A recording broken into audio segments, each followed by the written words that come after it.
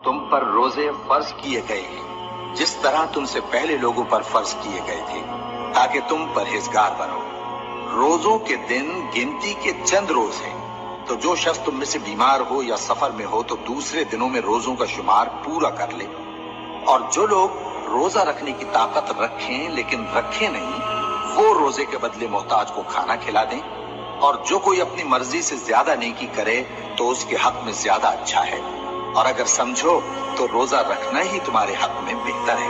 روزوں کا مہینہ رمضان کا مہینہ ہے جس میں قرآن اول نازل ہوا، جو لوگوں کا رہنما ہے اور جس میں ہدایت کی کھلی نشانیاں ہیں اور جو حق و باطل کو الگ الگ کرنے والا ہے۔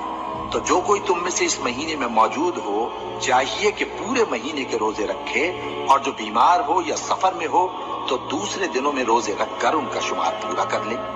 اللہ تمہارے حق میں آسانی چاہتا ہے اور سختی نہیں چاہتا، اور یہ آسانی کا حکم اس لیے دیا گیا ہے کہ تم روزوں کا شمار پورا کر لو، اور اس احسان کے بدلے کہ اللہ نے تم کو ہدایت بخشی ہے تم اس کو بزرگی سے یاد کرو اور اس کا شکر کرو۔ اور اے پیغمبر، جب تم سے میرے بندے میرے بارے میں دریافت کریں تو انہیں معلوم ہو کہ میں تو تمہارے پاس ہی ہوں۔ جب کوئی پکارنے والا مجھے پکارتا ہے تو میں اس کی دعا قبول کرتا ہوں۔ تو ان کو چاہیے کہ میرے حکموں کو مانیں اور مجھ پر ایمان رکھیں تاکہ نیک رستہ پائیں۔